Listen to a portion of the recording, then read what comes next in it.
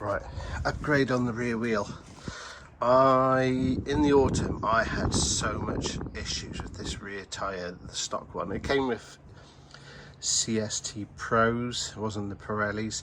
Presume it was out of stock. So I had like numerous punches, flats. I'd used like slime inners and all sorts. I just, you know, when you get to the point you just lose confidence. And as you see from the previous video and how involved it is to get the wheel off, it's not necessarily a roadside repair.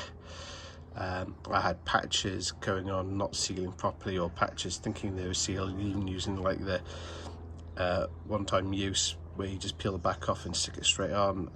I just lost all confidence, so I ended up changing the tyre. I ended up with a Schwalbe Supermoto, but I went with 2.4 inch wide, which is wider than stock. The reason I did that was I couldn't find the Pirellis, weren't in stock, and the most Supermotos were in stock. They didn't have a similar width, and on me being a big bloke, I was like, more volume in the tyre, comfier ride. And I was look down here and be like, yeah, plenty of clearance. I thought, right, give it a go. What challenges will I have? Okay, so as for the other video, got the wheel off, got the tyre on. Tolerances are tight. What you will notice is if you go for a tyre this big, you may have noticed already, the stock wheel lock, you can't get the tyre inflated through the gap. It just won't fit. So I've had to get a new wheel lock, same brand, but with a larger gap here to get the tyre in and out.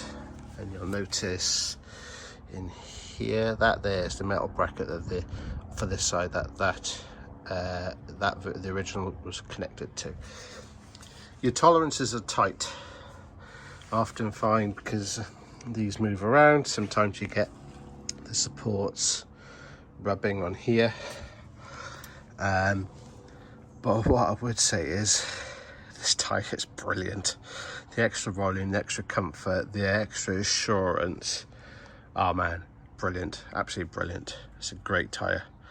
So if you're prepared to make sure you keep your the maintenance on the back end really good, and you know these aren't coming loose and your wheels straight, and just keep an eye on your nuts and bolts and everything, I would definitely recommend it, even though it's more involving. I will be upgrading the front wheel tyre, particularly after the offs I had with the winter